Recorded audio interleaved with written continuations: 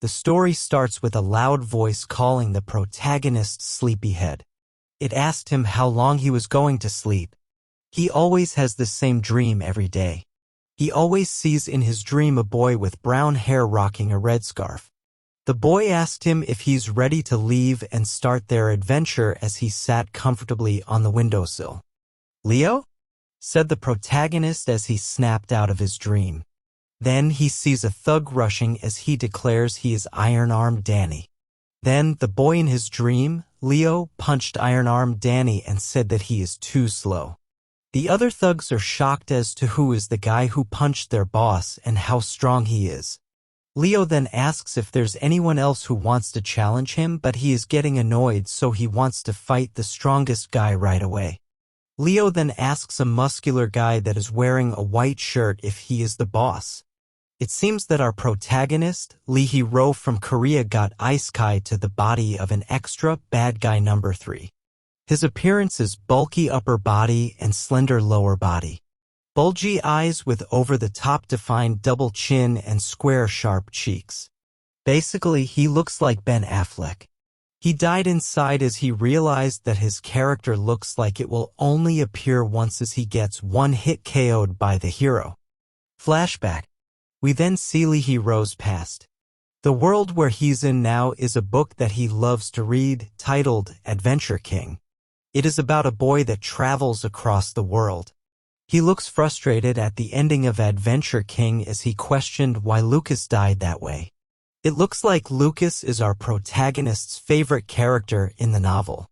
Lucas seems to be the most popular character in the novel. He is followed by the main protagonist, the catastrophe-exterminating Lightning Leo. And in the third place, Virgin City's mad gunman Kiriko. We then see the death of Lucas as he kneels bloodied on the floor.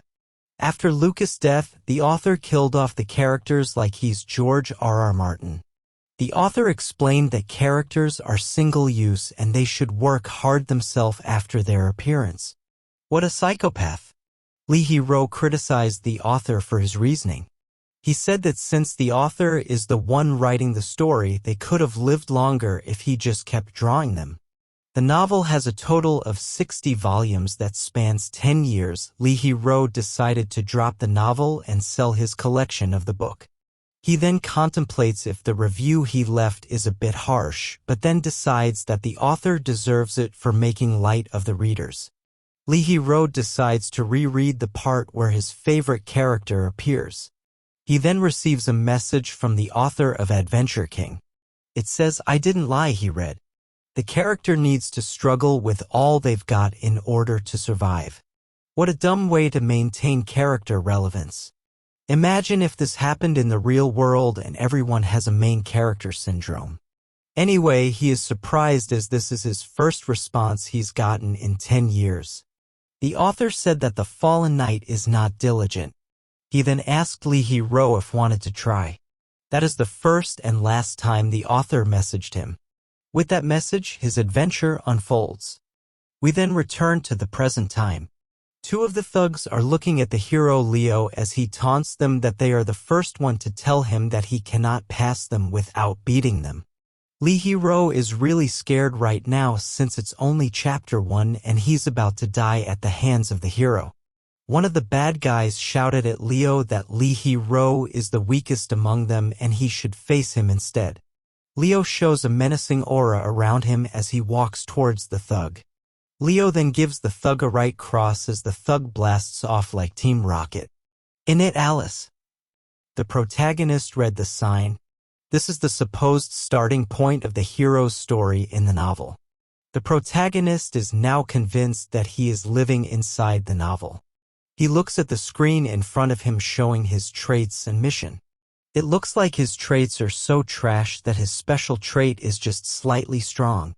His other stats are recognition, author's favorability, chances of reappearing, all at 0%. With those stats, he knew that he wouldn't last until chapter 1. His mission now is to secure story time and survive till the end of the story. He felt furious that the author is so petty for making him do this because he dropped his manhwa. The other bad guys called him bad guy number 3 and they snitched him that he is the one who wants to fight the hero. They bragged that he is the younger brother of the boss from the city. The protagonist walks towards the hero Leo as he exudes an aura like he is the son of Goku from Jotaro. The hero gets excited as he wonders if he will meet stronger guys there. The protagonist thinks that the author wants him to suffer, that's why he puts him into the body of bad guy number 3 who smug sinisterly. Lee Hero, or rather bad guy number 3, asked Leo if he wanted to pass and Leo asked him if he wanted to fight. Our protagonist decided to tell the hero what will happen, but then a strong lightning hits him from the sky and immobilizes him for 10 seconds. A red warning appeared in front of him.